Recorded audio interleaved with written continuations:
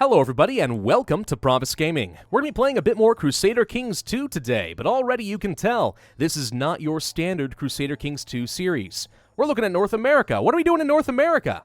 Ladies and gentlemen, welcome to the After the End mod pack, a series I've been wanting to do for a very long time. After the End is set in post-apocalyptic North America. The year is 2666. All of human civilization has been reduced to rubble and the survivors are struggling to band together and redevelop society. Currently, we're in kind of a high Middle Ages period, but there are some remnants of the old world still available, and of course the entire map and all of government and all of society looks very, very different. Now, I've wanted to do this for a long time, as I said, but unfortunately, the original developers of After the End seem to have taken a hiatus ever since the Monks and Mystics expansion, so it's not been fully updated and I've had a delay. Recently, though, some fans of the After the End mod pack have created a Steam version of this mod pack. It is called After the End Fan Fork, and they are currently still developing and maintaining it and keeping it alive, and I am very, very grateful to them, and I think this is the perfect opportunity to jump into it. Now, it's not complete. It still has some more features they're looking to add into it. Unless I am very much mistaken, the Jade Dragon mechanics have not been fully implemented yet. In Jade Dragon, the latest expansion for CK2, there is an Empire of China. Eventually, I think they're planning on adding an Empire of Brazil into this, but that hasn't been implemented yet. And I don't think that there are societies, although I could very well be wrong on that. Either way, I'm really looking forward to jumping into this, so let's go ahead and do that right now. You can see there are 5 different regions you could look at right now. It's all set in the same era, though, so it doesn't matter too much aside from helping you to see some particularly noteworthy and interesting characters. We're going to go for Ghosts of the North here, but we're going to do a custom game setup. Let's go ahead and scroll out here so you can see everything that is currently going on. Look at the world. It is all fractured. The United States does not exist. It's all these tiny little duchies and survivors that have banded together and created their own little society.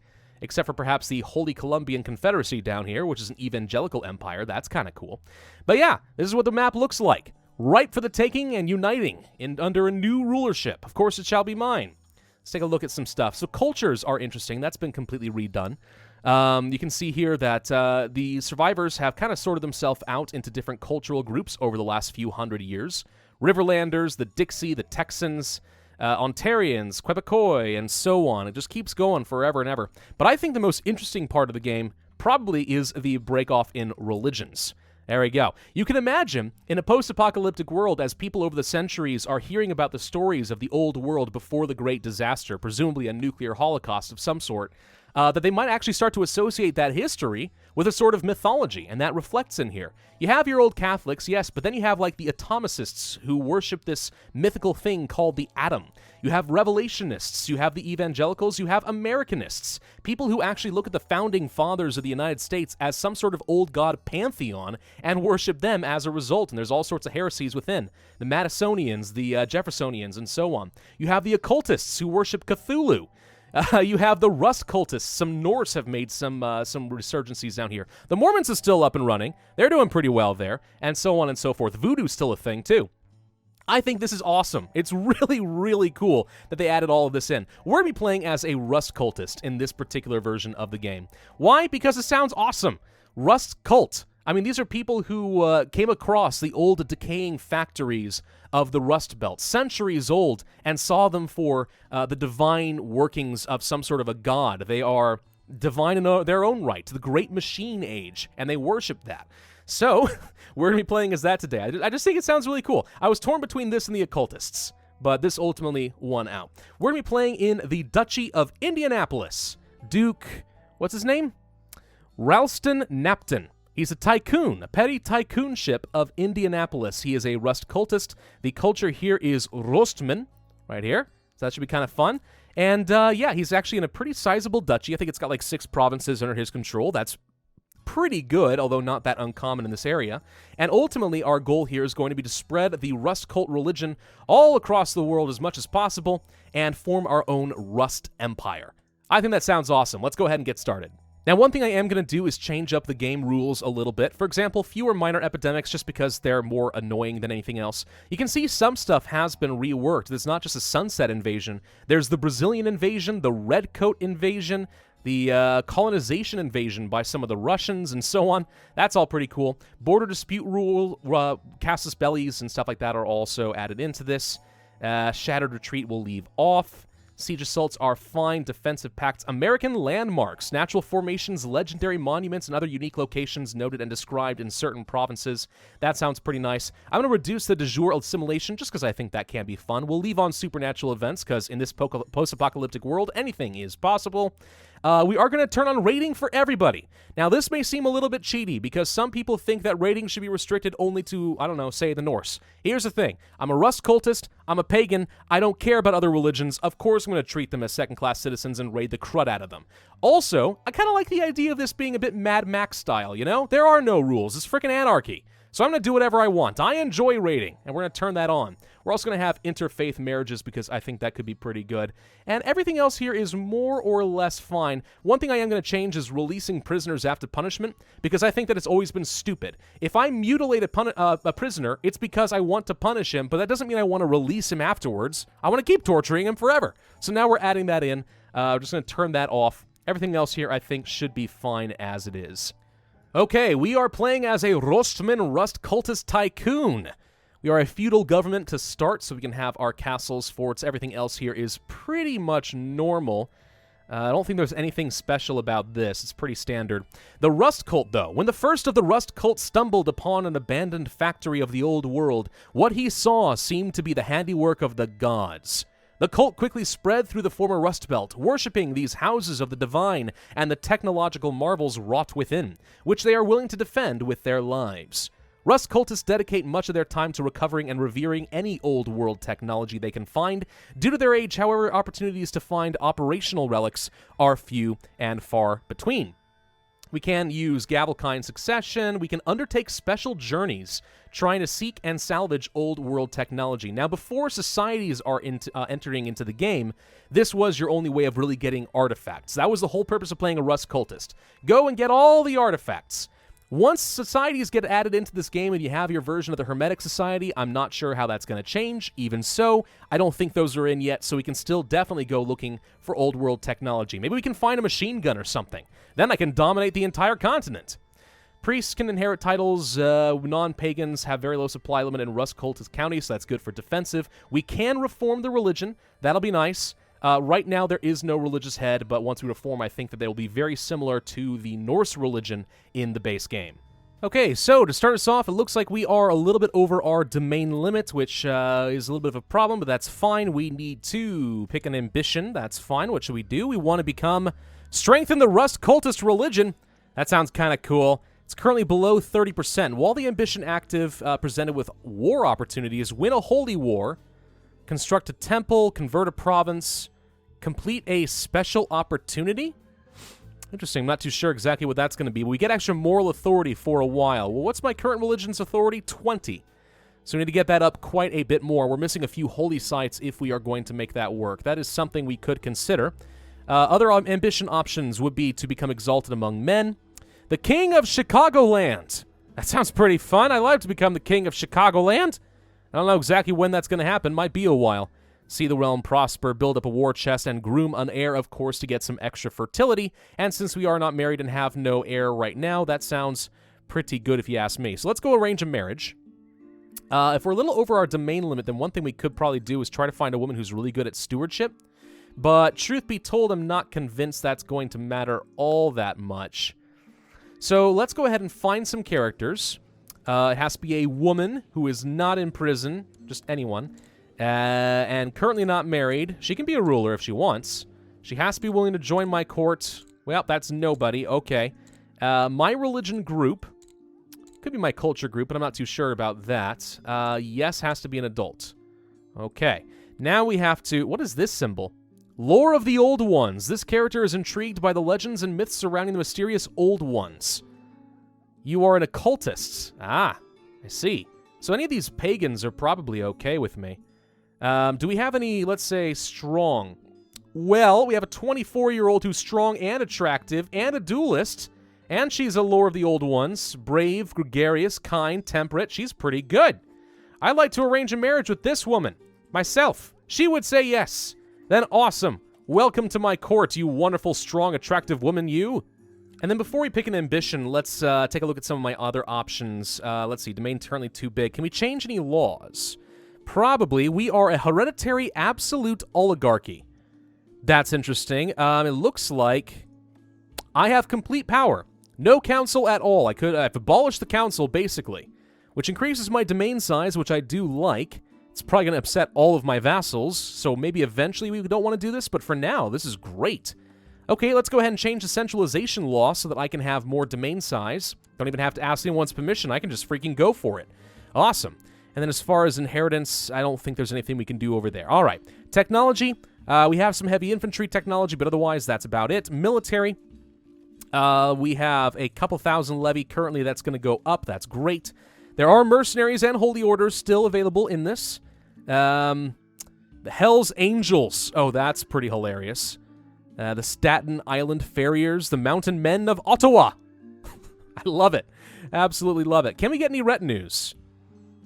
Not yet. We don't have quite enough retinue usage, it appears, but eventually we might be able to get some of that. Okay. As far as intrigue and special events, we can recruit a court physician, which is probably worthwhile, so let's start looking for someone who can do that. If we get enough provinces, or hold 3 duchy titles, we'll be able to found a new kingdom, which could be awesome. And then there's the Salvage Expedition. Let's see. The tech priests... That's awesome. Need a constant supply of salvaged old world technology to continue their studies, and a lucky salvager might find himself wielding a powerful tech prize. It's going to cost me 25 gold. Do it! The people of the old world left many amazing artifacts behind. Powerful weapons, tools that can aid in all varieties of work. Machinery our most brilliant tech priests do not fully understand, and beautiful objects our finest artisans cannot replicate. Much of the old world is gone, consumed by centuries of rust, but a few rare artifacts survive in workable condition. Acquiring such an artifact will not only bring me wealth and prestige, it is the sacred duty of all followers of Vulcan. Vulcan? Really? The Roman version of Hephaestus, god of the forge? That's funny. Where will I find good salvage? That's a very good question. Something new that is available in this mod pack is becoming a banker. If I were to have enough money, I'll be able to start loaning stuff and collecting interest. Alternatively, I could try borrowing money from the lender. But I don't think there are Jews to try and get rid of, so that's not going to be a thing, which is fine. Search for a smith? Oh, that could be kind of fun if I ever get a lot of money. I do like that. No factions currently, so the moral authority is quite low. We do not have a head of the religion right now. There are 3 holy sites currently not under our control. Can I see our religion? Yes. So we have Chicago needs to be controlled. Okay. And then there's a couple over here. Where are the rest of my holy sites? There are a few of them, right? I'm going to need them if I want to reform the religion. Well, hang on. Where is it? Wilkinsburg? Where are you? Oh, this is considered... Oh, this is one of my holy sites right here. Okay. And I'm guessing this, then? Palisades? Hoboken. Where is this? Yeah, Hoboken. Okay. Palisades. So if we want to fully reform the religion, we need to conquer all this area and then eventually move all the way over here. Which could be a little bit challenging, but that could be kind of fun. I don't think the Anabaptists and Americanists will be very happy with my expansion, though, but that'll be fine. Wrong type of holding in my domain currently? Really? The Barony of Bloomington? Oh, it is a temple. I do have the wrong type indeed. Okay. Let's go to the council. Can I appoint anyone who's a little bit better? 16's pretty good. Spymaster, there is Peter, who has 19. That's pretty awesome. He's good at a lot of things. I think I'm going to go ahead and make you my Spymaster instead. For a steward, no one really better. For a marshal, no one really better. For a chancellor, someone a little bit better. One of my vassals, the Machinist of Lawrence. I love the title. Machinist? That's great. Yeah, we'll go ahead and, well, yeah, I think we can probably go ahead and make you into one. Well, is this guy loyal to me right now? Not really, actually, so I kind of want to get rid of him anyway. All right, we'll do this. Perfect. Let's see. Now, I do have a province, I think, that needs to get converted right here. It is currently Revelationist. Not a fan of that. Let's proselytize down in Mya. For spying, I guess scheming is kind of okay for now. Don't need a sabotage. We could build a spy network. We could study technology. Now, who could I study from? Anyone in the East, apparently. There is, of course, this empire down here that could be worth stealing from. You probably have really good tech, right?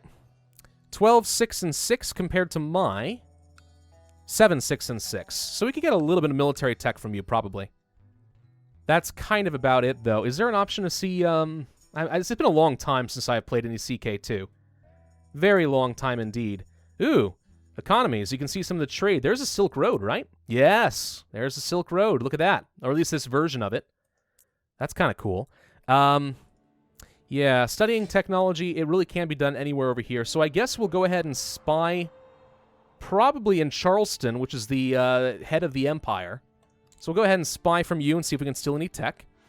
In Indianapolis, we could collect some taxes, which seems perfectly fine with me. Alternatively, domain improved. No, we're going to go ahead and try to collect some taxes in my capital province. We will train troops in Indianapolis. And for our chancellor, threat decay speed, fabricate a claim. Could be nice. Do we need that, though? We're a pagan. So if we wanted to look at Chicago itself, what would be involved in declaring war on you? Establish a tributary state, conquer Chicago. Yeah, we're pagans. We can just take single border countries without any particular reason. That's nice. Also extorting tribute. Fun. Do we have the option for border conflicts and stuff that came with Jade Empire? Doesn't look like it. I thought that Jade Empire Casus Bellius were enabled, but maybe I am incorrect on that point. Even so, I think taking over Chicago makes a lot of sense, and if we don't need claims, then awesome. Let's not bother. So who should we make friends with, then? We have a vassal, this one right here, my marshal, who likes me a little bit. So descent. Let's go ahead and improve relations with my vassal for a little while. All the rest of my land is held directly, so I'm not too worried about any of that.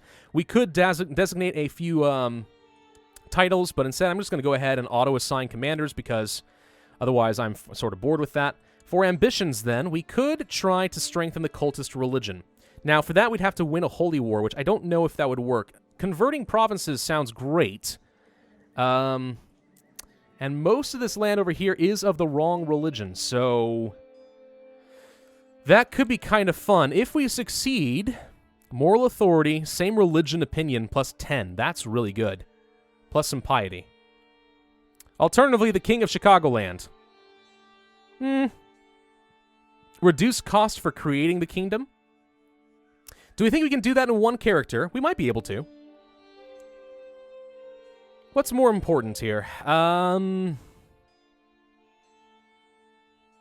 actually think that maybe, well...